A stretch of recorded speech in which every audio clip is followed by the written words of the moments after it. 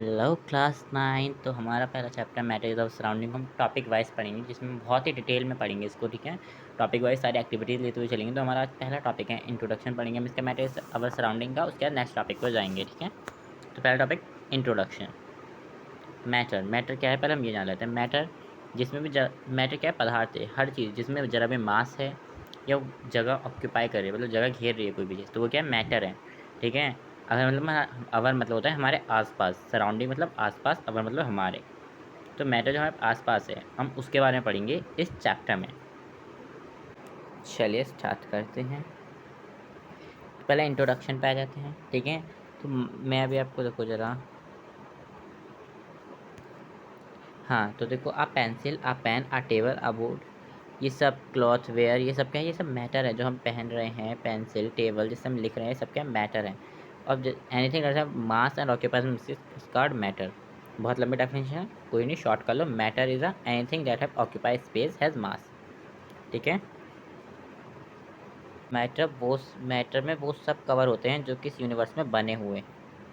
अभी रुको जरा। ठीक है, तो देखिए कि मैटर है। ठीक है, मैटर है जो कि सब कुछ है। ठीक है, पर क्या हर चीज़ मैटर है? तो उसका आंसर क्या होगा, no. Anything not a matter. कुछ चीज़ें मैटर है, कुछ चीज़ें मैटर नहीं है। जैसे कि इमोशन, फीलिंग, ग्रेविटी, ये सब क्या है, ये सब मैटर नहीं है, क्योंकि ना ही ये कोई जगह को ऑक्यूपाई करती हैं और ना ही इनके अंदर कोई मास है। ठीक है, समझ में आ गया? तो मैटर को हम क्या, मैटर का एग्जांपल क्या ले सकते हैं? Air is a matter. हवा क्या होगी, वो मैटर होगी, क्योंकि उसके अंदर मास है। उसके अंदर मास है। अगर हम एयर को मतलब कैप्चर करेंगे केमिकल थ्रू, तो वो क्या होगा, उसका ना मास भी होगा, वो जगह भी ऑक्यूपाई करेगी। ठीक है, तो एयर इज़ अ मैटर। चलिए नेक्स्ट टॉपिक पे चलते हैं। तो नेक्स्ट टॉपिक आ जाता है, अकॉर्डिंग टू द फिलोसफर्स। हम अगर फिलोसफर्स की माने, इंडियन फिलोसफर्स की माने, तो उन्होंने क्या कहा था, 5 तरह के तत्व बताए थे। ठीक है, 5 तत्व बताए थे। वायु, पृथ्वी, जल, अग्नि, आकाश, मतलब एयर, अर्थ, वाटर, फायर, स्काई।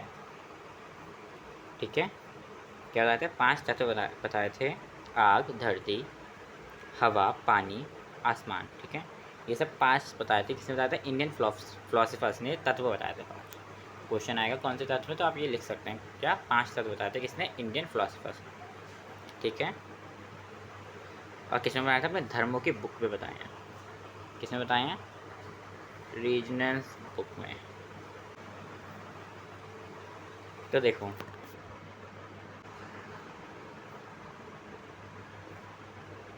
अब आते हैं क्लासिफिकेशन ऑफ मैटर। मैटर की क्लासिफिकेशन, जैसे कि हमने ये पढ़ा कि इंडियन फिलोसफर्स जो थे, उन्होंने क्लासीफाई करा था मैटर को 5 तत्वों में, बेसिक एलिमेंट्स में, 5 एलिमेंट्स में करा था। Air, earth, fire, sky and water, जिनको हम कहते हैं पंच तत्व।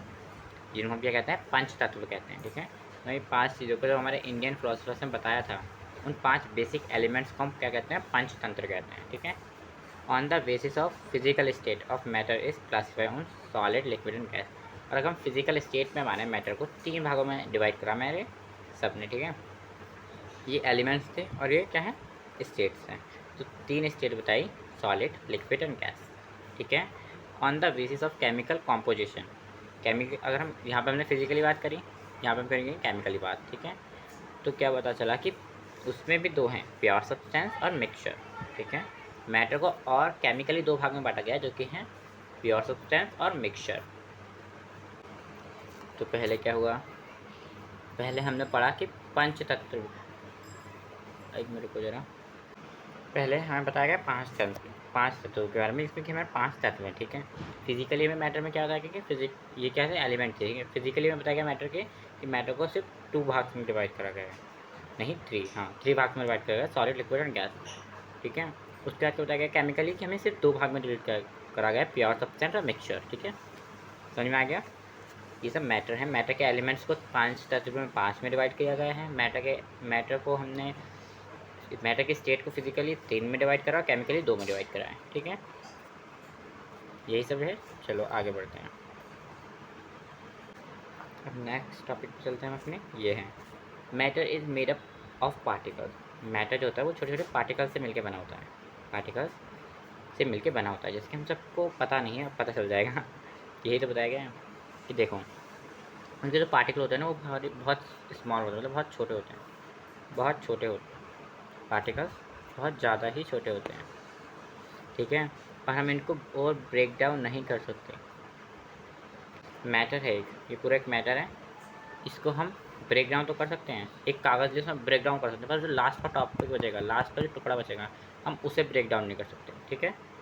वैसे हम मैटर को ब्रेक डाउन कर सकते हैं, पर जो लास्ट में छोटा सा टुकड़ा बचेगा हम उसको और डिवाइड नहीं कर सकते। तो और इसी से हमें पता चल जाएगा कि मैटर क्या है, स्मॉल पार्टिकल से मिलकर बना हुआ है, ठीक है। तो जो पार्टिकल होते हैं वो एक होते हैं एटम के थ्रू, एक होता है एलिमेंट। एटम और एलिमेंट इनको हम आगे वैसे पढ़ेंगे, एटम और मॉलिक्यूल है, एलिमेंट नहीं है, मॉलिक्यूल। तो एटम जो होता है ना हमारा, उस एटम को ही हम क्या कहते हैं, एलिमेंट कहते हैं, ठीक है।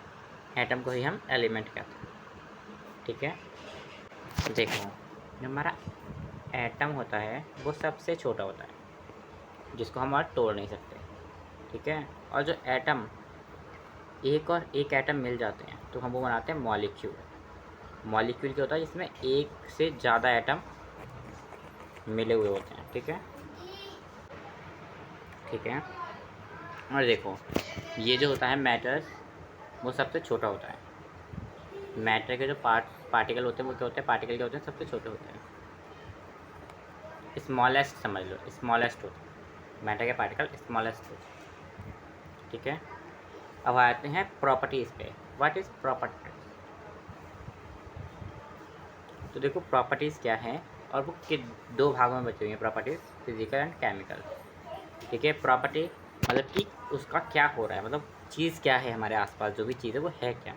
देखो एक होती है फिजिकल प्रॉपर्टी, एक होती है केमिकल प्रॉपर्टी। फिजिकल प्रॉपर्टी क्या होती है, जो कि can be observe without changing the identity of substance. इसकी हम आइडेंटिटी चेंज होती है ना, हम इसको एब्जॉर्व कर सकते हैं, हम इसकी आइडेंटिटी चेंज करें बिना भी इसको ऑब्जर्व कर सकते हैं, जैसे कोई मैटर है, ठीक है। जैसे कि मान लो कि कोई भी हमने एक चीज़ ली, कोई भी है, सॉलिड लिक्विड गैस कुछ भी ले लो, हम उसको देख के ऑब्जर्व कर सकते हैं, जब वो खोलेगा तो हम उसे ऑब्जर्व कर सकते हैं, या फिर हम तो उसे सिर्फ छू के भी ऑब्जर्व कर सकते हैं ना। हम फिजिकल प्रॉपर्टी को सिर्फ छू कर भी ऑब्जर्व कर सकते हैं, टच करके। अगर हम पानी को टच करेंगे तो हमें फील होगा ना कि हाँ ये लिक्विड है ना। पर केमिकल प्रॉपर्टी में क्या है, हम हाथ डालेंगे किसी एसिड में, हमें पता चल जाएगा ये नहीं ना, उनको हम सिर्फ देख के ऑब्जर्व कर सकते हैं। लाइक कि एयर मतलब H2O किसी और सब्सटेंस के साथ मिला तो उसमें कुछ धमाका हुआ वगैरह, तो पता चल जाएगा हाँ भाई ये केमिकल हुआ है ना। या फिर जंक लग गया, किसी लोहे के बर्तन पर जंक लग गया तो वो क्या होगा, हाँ भाई केमिकल प्रॉपर्टी हुई इसमें, ठीक है। और ऐसे क्या है, ऐसे फिजिकल प्रॉपर्टीज़ होते हैं, ठीक है।